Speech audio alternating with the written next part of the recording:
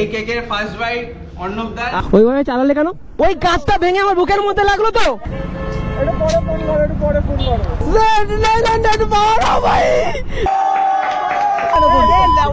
কি করবি?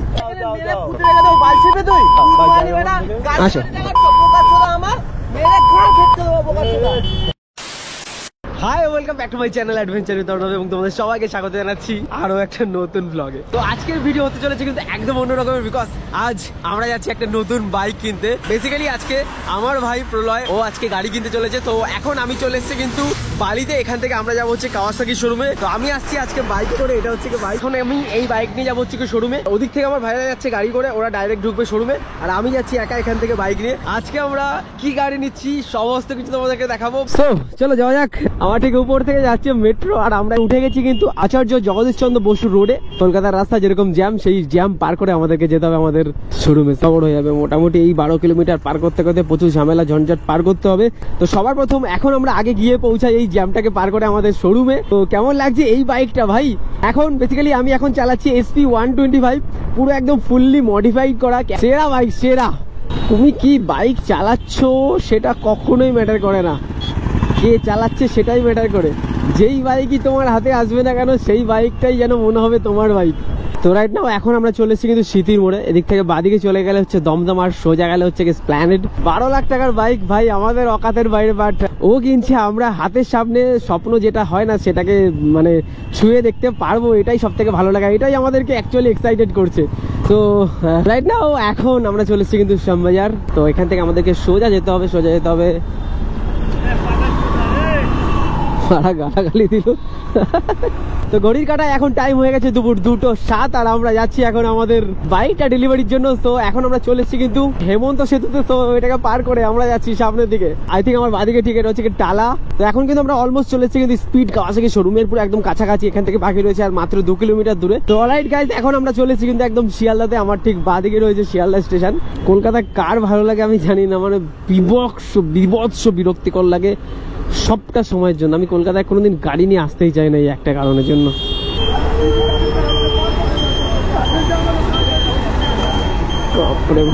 আমরা এখন চলে এসেছি ভাই আমাদের শোরুমে। তো এখন আমি চলে এসেছি, ওরা এখানে রয়েছে। ভাই প্রথম সবার প্রথম বলে কেমন এক্সাইটেড, কেমন লাগছে? আমাদের মধ্যে সব থেকে উচ্চতর একটা ব্লগার আমার পিছনে, আমলকি ব্লগার। এখন সেই রকম এক্সাইটেড হয়নি যতক্ষণ না কোনটা ওয়ান এন্ড অনলি, কোনটা কোন আওয়াজটা। 1 2 3।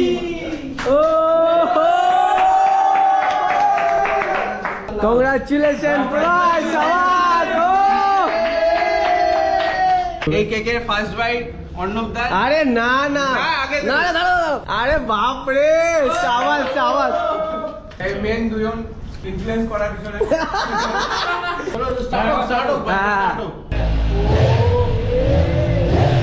তো সমস্ত কিছু কমপ্লিট। এখন আমরা এখান থেকে বেরোচ্ছি কিন্তু রাস্তার দিকে। আমাদের গাড়ি রেডি, তোলা রেডি, চলো। তো গাড়ি কেনা কমপ্লিট। এখন আমরা সব থেকে প্রথম যেটা করবো সেটা হচ্ছে কলকাতাটাকে ছাড়বো।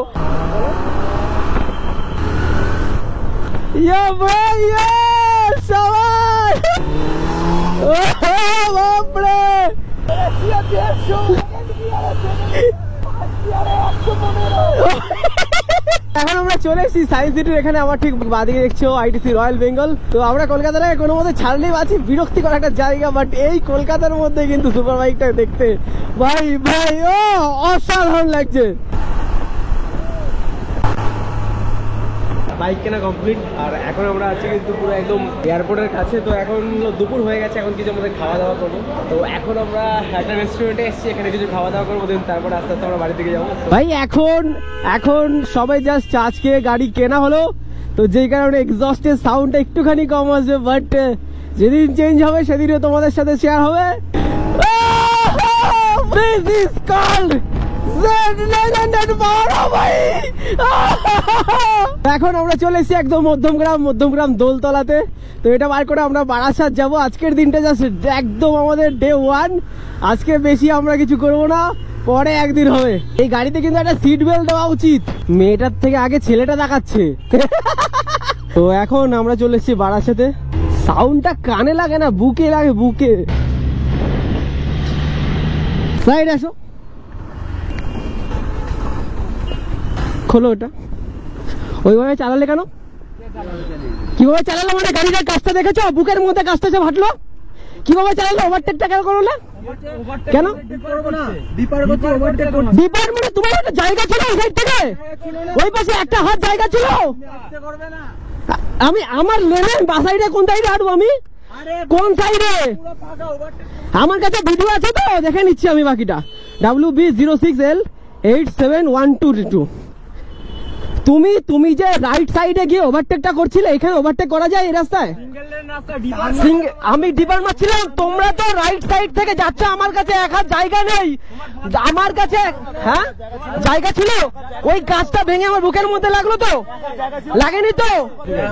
যদি আরেকটু হলে অ্যাক্সিডেন্টে মারা যেতাম। আরে তো জায়গা কোথায় ছিল? ঘটনাটা আমার সাথে ঘটেছে ঠিক বিরা আর গুমার মাঝখানে। প্রথমে আমার থেকে আমার নাম জানতে চাওয়া হয়, তারপরে আমাকে বললো কি বলছো? কি বলছো? কি বলছো? আচ্ছা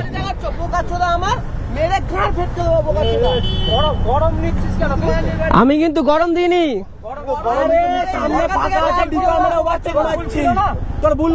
আমার ভুল বলতে আমার কিসের ভুল? সৈকত একটু পিছনে আয়, পিছনে সৈকত পিছনে। তো আমরা বাইকটা ডেলিভারি নিয়ে বাড়ির দিকে ফিরছিলাম। তো আমরা যখন বিরাটা পার করি, বিরা থেকে আমরা গুমার দিকে যাচ্ছিলাম।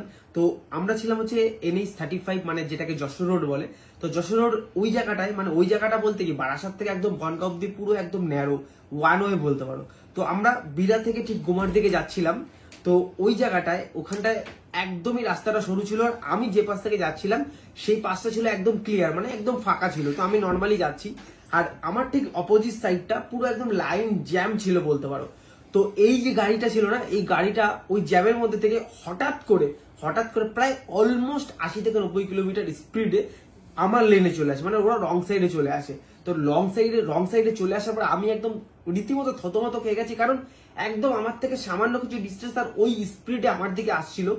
আমি বারবার করে আপার ডিপার মারা ট্রাই করছিলাম যাতে গাড়িটাকে স্টপ করে, বাট তারা 1 সেকেন্ডের জন্য স্টপ করলো না, একদম উড়িয়ে দিয়ে আমাকে এখান থেকে চলে গেল।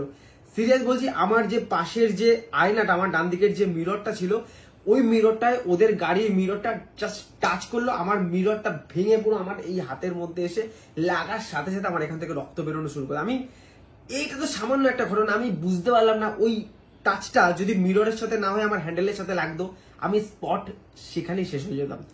আমি শুধু একটা জিনিস তারপরে তাদেরকে ঘুরিয়ে গেলাম দৌড়তে, মানে তাদেরকে কি বললাম কেন তোমরা এটা করলে, কেন তোমরা এটা করেছো। তারা এরকমটা না শুনে আমার নাম জিজ্ঞাসা করলো। নাম জিজ্ঞাসা জানার পরে মানে ভাই আমাকে বলছে ওখানেই নাকি পুঁতে দেবে, বলছে কি করার হবে কি করে দেবে। আমি শুধু একটা জিনিসই বলতে চাই, আমরা যারা বাইক চালাচ্ছি নর্মাল ভাবে চালাচ্ছি, আমাদের কি জীবনের কোনো ভ্যালু নেই? যারা 4 চাকা নিয়ে বা যারা লরি নিয়ে, যারা বাস নিয়ে প্রতিটা মুহূর্তে এইভাবে কি প্রতিটা মানুষের মানে কোনো কারণ ছাড়াই জীবনটা এইভাবে মূল্যহীন ভাবে তারা ইয়ে করবে? এর কি স্টেপ আছে আমি জানি না, এর কি হবে বৃত্তান্ত জানি না। আমরা যেটা প্রশাসনের কাজ সেটা করব। এদের যা ক্ষমতা, এত ঔদ্ধত্য কি করে আসলো সেটাও জানি না। আমরা চেষ্টা করব সেই ঔদ্ধত্যটা ভাঙার। তোমরা ভিডিওটা দেখলে শেয়ার করো, যাতে এই সমস্ত মানুষগুলো অন্তত শিক্ষা পায় আগামীতে এই ধরনের, মানে এটা তো অ্যাকচুয়ালি প্রায় মার্ডারের মতনই বলতে পারো। হয় আমার জায়গায় তুমিও থাকতে পারতে সেখানটায়, আমি বা আমার জায়গায় আমি রয়েছি সেটাও নয়। তো এরা তো যে কোনো কাউকে ওই জায়গায় না দাঁড়াতে পারতো, দাঁড়ালো না, তারা উড়িয়ে দিয়ে চলে গেল। ভাগ্য ভালো ছিল বলে হয়তো আমি আজকে বেঁচে গেছি। কি করা উচিত আমি জানি না। তোমরা ভিডিওটা দেখছো, ভিডিওটা শেয়ার করো। হ্যালো, কোথা থেকে? এটা পরে ফোন করো, একটু পরে ফোন করো। নামো না, তো নামো, স্ট্যান্ড করো গাড়িটা। আমি এই পাশ থেকে আসছিলাম, ও পাশে কোনো জায়গা ছিল না। এই পাশ থেকে যেহেতু রাস্তাটা একদম ছোট, আমি এই পাশ থেকে একদম যাচ্ছিলাম, গাড়িটা ওপাশে ছিল। ও পুরো একদম মানে অল্প বয়সে, কিছু বলতে চাইছি না অন্য ধর্ম টর্ম নিয়ে, পুরো ওভারটেক করে আসলো, এসে নিয়ে মালটা এই ওদের গাছটা এখানটা এসে লাগলো, মালটা খুলে গিয়ে পুরো এই জায়গাটা লাগলো। আর এই পরিস্থিতি এখনটা দেখো। 7-8 জন ছিল বলে কি করবো আমি এখন? হ্যাঁ ঠিক আছে। এই হচ্ছে এখন আমার হাতের পরিস্থিতি, এটা হচ্ছে এখন আমার হাতের পরিস্থিতি। আমার কোনো মানে ভুল নেই, আমি জাস্ট নর্মাল একদম রাইট সাইড থেকে চলছে। আমার সবসময় তো ভিডিও করা সম্ভব না, তখন ভিডিওটা অন করা ছিল না, নাহলে পুরো একদম ক্লিয়ার দেখাতে পারতাম। পুরো গাড়িটা ওভারটেক করে নিয়ে গিয়ে কাজটাকে তো ভাঙলো, কাজটা ভেঙে এসে পুরো এই জায়গাটা লাগলো।